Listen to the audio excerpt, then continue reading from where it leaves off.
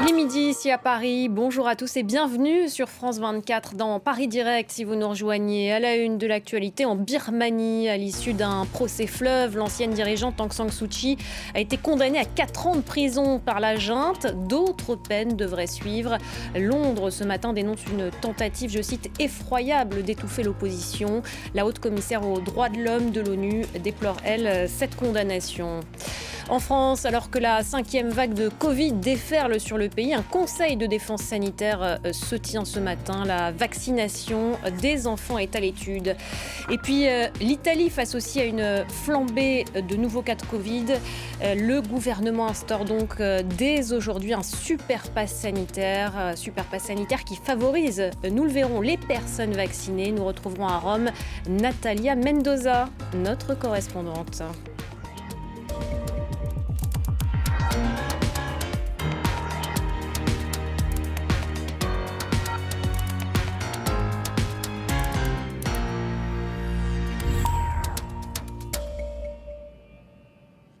L'ancienne dirigeante birmane Aung San Suu Kyi, 76 ans, a donc été condamnée à 4 ans de prison, un verdict sévère pour la prix Nobel de la paix qui avait été renversée par la junte en février dernier. Alice Broja.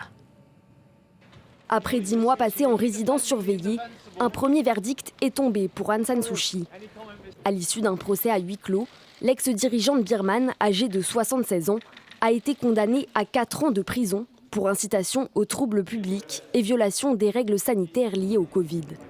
L'ancien président birman, Win Myint, a lui aussi été condamné à la même peine. C'est la première sentence prononcée contre l'ancienne chef du gouvernement civil. Depuis le coup d'État militaire de février dernier, la junte a accumulé les accusations contre elle, dont la violation de la loi sur les secrets officiels, la corruption et la fraude électorale. Aung San Suu Kyi risque au total 102 ans de prison. Une condamnation dénoncée par Amnesty International. Les lourdes peines infligées à Aung San Suu Kyi sur la base de ces accusations bidons sont le dernier exemple en date de la détermination de l'armée à éliminer toute opposition et à asphyxier les libertés en Birmanie. Malgré la répression, des manifestants pro-démocratie continuent régulièrement de demander la libération d'Aung San Suu Kyi. Comme dimanche à Rangoon, des militaires ont foncé sur le rassemblement, faisant 5 morts et 15 blessés selon un média local. Dans la soirée, des centaines d'habitants ont tapé sur leurs casseroles depuis leurs fenêtres en signe de protestation. Selon une ONG locale, plus de 1300 civils ont été tués et plus de 10 000 arrêtés depuis le coup d'État. Sur le front de la pandémie de Covid-19, à présent, je vous le disais en titre, en France, la 5e vague continue de déferler. Hier, plus de 40 000 nouveaux cas ont été détectés en 24 heures. Certains hôpitaux ont déjà réactivé le plan blanc. Alors pour tenter d'enrayer la propagation du virus, un conseil de défense sanitaire se tient ce matin avec au menu notamment la vaccination des enfants. Jules Boiteau. Faut-il s'attendre à un nouveau tour de vis à l'issue du conseil de défense sanitaire ? A priori, pas de reconfinement ni de retour du couvre-feu, mais des pistes seront débattues pour freiner l'épidémie. Parmi elles, une forte incitation au télétravail, une mesure réclamée par les médecins. Ça peut avoir un impact non seulement sur les contaminations qui ont lieu lors du travail, mais aussi lors de la restauration et dans les transports en commun. Y aura-t-il de nouvelles jauges ?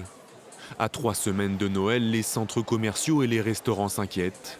À Bordeaux, par exemple, les restaurateurs sont pessimistes. Pour le Nouvel An, c'est mal parti. J'ai déjà prévenu mon personnel en disant qu'à mon avis, le 31, on ne le fera pas. On a beaucoup d'annulations, notamment les touristes, mais aussi les écoles qui annulent un par un. Faut-il s'attendre à un retour généralisé du masque en extérieur ? Certaines villes l'ont déjà anticipé. Masque obligatoire dans les rues les plus fréquentées et sur les marchés comme ici à Strasbourg. Bonne ou mauvaise idée, les avis sont partagés. C'est un peu dur à encaisser parce qu'on s'est quand même fait vacciner 1 fois, 2 fois. Là, il va falloir faire un rappel. Ça ne me dérangerait pas de mettre le masque un peu partout si c'est pour protéger autrui. Qu'en sera-t-il à l'école ? L'idée d'anticiper les vacances de Noël n'est pas écartée selon le ministère. Les syndicats enseignants, eux, préféreraient revenir à un protocole plus strict. Pour le moment, nous souhaitons fermer la classe dès le premier cas de Covid pour éviter la contamination dans les classes. Trouver des mesures efficaces, sans trop contraindre ceux qui ont accepté de se faire vacciner. Pour le gouvernement, c'est un travail d'équilibriste. Une 5e vague qui frappe aussi l'Italie, malgré un taux de vaccination important dans le pays. Alors pour tenter de sauver les fêtes de fin d'année, le gouvernement italien met en place à partir d'aujourd'hui un super pass sanitaire. On va tout de suite retrouver à Rome Natalia Mendoza, notre correspondante. Natalia, bonjour. Ce super pass, il va rendre clairement la vie difficile pour les non-vaccinés. Oui, effectivement, il s'agit clairement de limiter fortement la vie sociale des personnes qui ne sont pas vaccinées, puisque ce pass sanitaire renforcé sera délivré uniquement aux personnes vaccinées et guéries du coronavirus. Il sera requis pour entrer à l'intérieur des restaurants, des discothèques, pour aller voir des spectacles ou participer à des fêtes ou à des cérémonies en intérieur. Les personnes non vaccinées ni guéries du coronavirus devront présenter un test de Covid. S'il est négatif, elles pourront quand même accéder à leur lieu de travail ou utiliser les transports en commun. Par ailleurs, la durée de validité du pass sanitaire sera réduite. Elle passe de 12 à 9 mois de validité. Et les Italiens, ils sont plutôt favorables à cette mesure.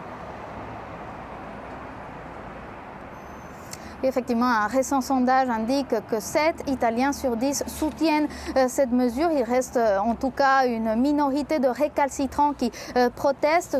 Ces derniers jours, on a vu plusieurs manifestations qui ont eu lieu dans différentes villes du pays, des manifestations dans lesquelles on peut voir cette galaxie assez hétérogène composée de négationnistes du coronavirus et d'opposants au vaccin. Mais il ne s'agit pas de manifestations qui paralysent le pays comme cela peut être le cas dans d'autres pays européens. Ici en Italie, il y a auprès de la population italienne la conscience que le vaccin est la clé pour tourner la page de la pandémie et pour sauver les fêtes de fin d'année qui arrivent à grands pas.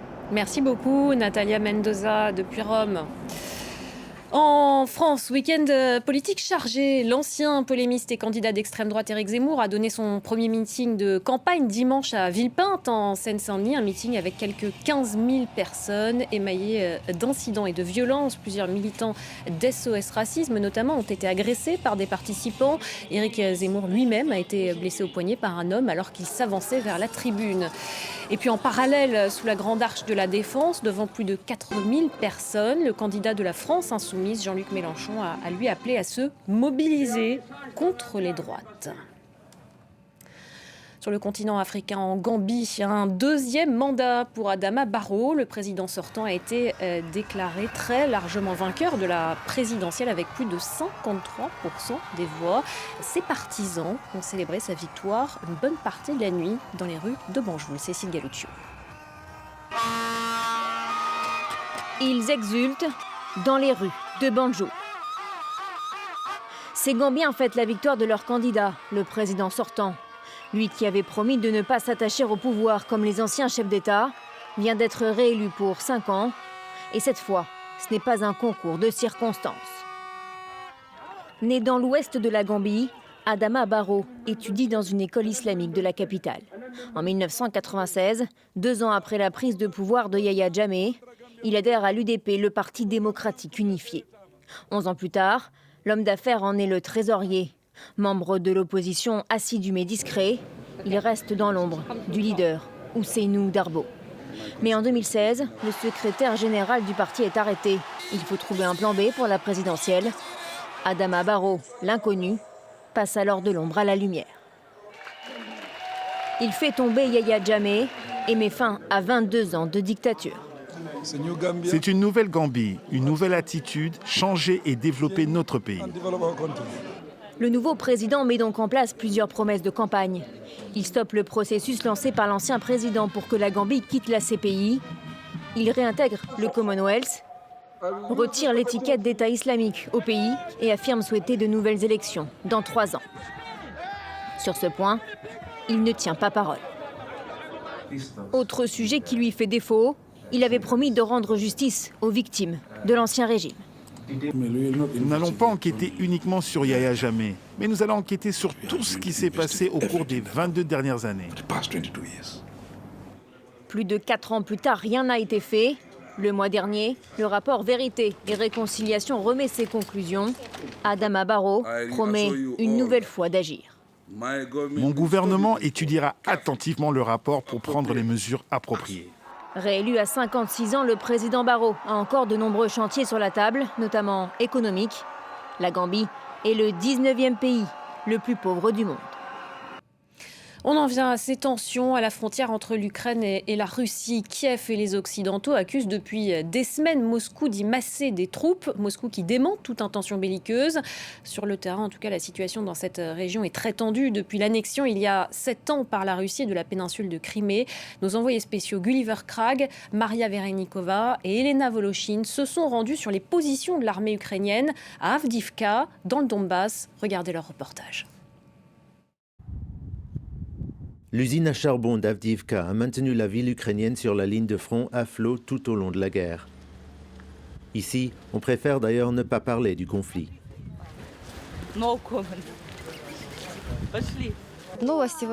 J'essaie de ne pas regarder les nouvelles. La vie est assez dure comme ça. Pourtant, le sud de la ville est dévasté par les combats. L'armée ukrainienne tient ses positions dans les usines en ruine. Ici, les échanges de tirs sont quasi quotidiens. L'ennemi est à moins de 100 mètres. Ils n'ont pas de suite dans les idées. Ils peuvent tirer n'importe quoi, n'importe quand. Pour cet officier, la question d'une invasion de l'Ukraine par la Russie est caduque. La Russie est déjà en territoire ukrainien. A-t-on besoin d'autres preuves lorsqu'on capture un prisonnier de guerre et qu'il a un passeport russe? Pourtant, ces soldats ne s'attendent pas à une escalade majeure. Ils disent sans arrêt qu'il va y avoir une attaque, que les Russes amassent leurs forces. C'est pour ça que je n'y crois pas. Ils subiraient de trop grosses pertes. La ligne de front dans le Donbass n'a pas bougé de manière significative depuis bientôt 7 ans. Mais la situation reste instable tant que la Russie n'accepte pas l'orientation pro-occidentale de l'Ukraine et l'Ukraine n'accepte pas l'occupation d'une partie de son territoire par les forces du Kremlin. À 5 km de la ligne de front, New York, une ville bel et bien ukrainienne. Et les membres de ce centre communautaire qui, tout comme les Américains, s'inquiètent de la concentration des troupes russes à la frontière. Avec ce qui se passe, entendre que ça risque de devenir encore pire, c'est dur. 7 années de guerre déjà, c'est dur. Et maintenant, nous sommes conscients que ça va durer encore très longtemps. On en a pour toute notre vie. Dans cette ville, les derniers bombardements sur les quartiers habités remontent à 2019. Et enfin, on va partir en Indonésie, sur l'île de Java. Le volcan Semeru a de nouveau projeté des cendres ce lundi, alors que les recherches se poursuivent pour trouver des survivants après une éruption spectaculaire ce week-end. Plusieurs villages, vous allez le voir, ont été dévastés. Un dernier bilan fait état d'au moins 15 morts. C'est un nouveau nuage de cendres qui s'élève dans le ciel de Java. Ce lundi, 2 autres explosions ont eu lieu sur le volcan Semeru en Indonésie. Le même qui 2 jours plus tôt avait recouvert les terres alentours de cendres et provoqué la mort de plus d'une dizaine de personnes. Les autorités demandent aux habitants de rester très prudents. L'alerte pour le mont Semeru est toujours au niveau 2. À ce niveau-là, les gens doivent être plus vigilants car la menace potentielle est toujours très présente. Dans la région, à l'est de l'île, le sol était encore chaud dimanche. Des dizaines d'habitations et de véhicules ont été ensevelis, ce bétail sauvé de justesse. Plus de 1300 personnes ont dû être évacuées et relogées dans des abris temporaires, mais certains n'ont pas eu le temps de s'enfuir. Les secours ont évacué 10 personnes qui étaient coincées dans une mine de sable. Dans des conditions très difficiles, leurs recherches se poursuivent pour tenter de retrouver d'autres survivants.